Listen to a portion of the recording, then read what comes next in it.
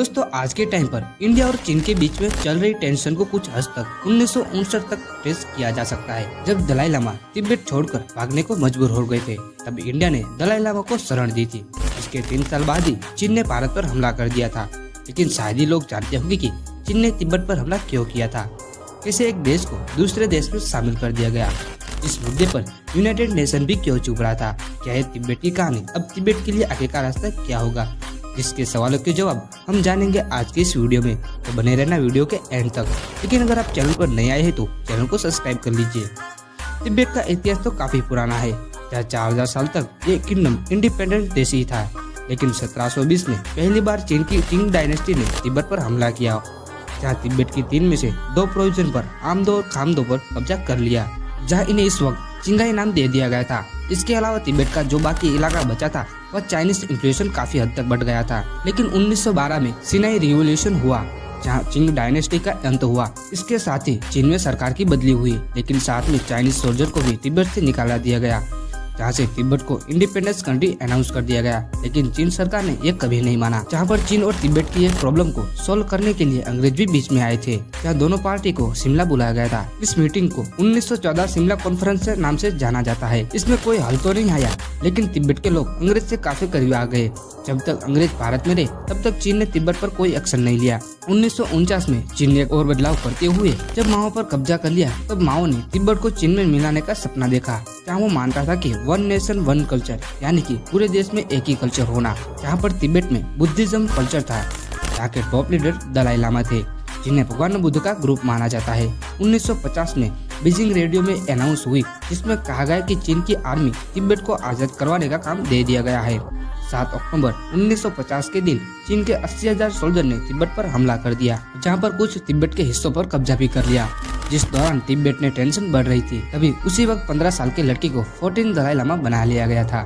और दोस्तों यहाँ पर आप जरा याद रख लीजिए कि दलाई लामा किसी का नाम नहीं है, लेकिन वो एक पोजीशन है। नई दलाई लामा ने इस मुद्दे को यूनाइटेड नेशन में उठाया, जहाँ 18 नवंबर 1950 में यूएन ने चीन की इस हरकत की निंदा की, जहाँ पर चीन उस दौरान किसी भी देश से युद्ध करना नहीं चाहता था, इसलिए उन्होंने सॉफ्ट स्ट्रेटेजी अपनाई। 1951 में तिब्बत से डेलीगेशन को बीजिंग बुलाया गया है। इस डेलीगेशन को लगा कि यह बात यहीं पर सुलझ जाएगी, लेकिन यहाँ पर चीन ने जबरदस्ती एक डॉक्यूमेंट पर साइन करवा लिया। इस डॉक्यूमेंट को 17 पॉइंट एग्रीमेंट के नाम से जाना जाता है।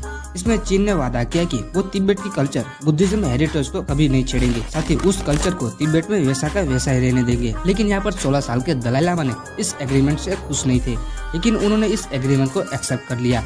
1954 से लेकर 55 में दलाई लामा ने चीन की यात्रा की, जहाँ चीन की हो रही ग्रोथ को देखकर वो काफी इम्प्रेस हुए थे। इसके बाद चीन ने कई सारे तिब्बत के हाई ऑफिशियल्स को अपने यहाँ पर बुलाने लगा। तब तक चीजें सही थी, लेकिन जब दलाई लामा भारत आए, भारत में कई सारे ऐसे व्यक्ति से मिले जो तिब्बत को आजाद करवाना चाहते थे।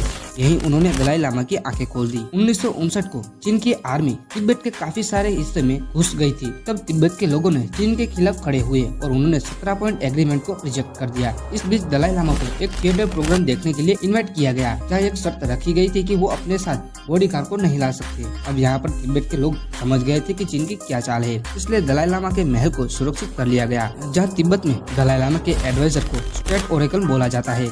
ओरेकल ने दलाई लामा को बताया कि अपनी जान बचाने के लिए देश छोड़ दे। दलाई लामा अपनी माँ, बहन और छोटे भाई के साथ महल से सीक्रेट रास्ते से निकल गए, जिनमें कुछ ट्रेनिंग रेबल भी थे। जैसे दलाई लामा के भागने की खबर चीन को मिली, वैसे एरोप्लेन की मदद से सर्च ऑपरेशन चलाया गया। हिमालय की कठिन रास्तों को पार करते हुए वो भारत के बॉर्डर तक पहुंचे और यहाँ पर उन्होंने पंडित नेहरू को एक लेटर लिखा, जहाँ उन्होंने भारत में शरण मांगी। उनको परमिशन मिल गई।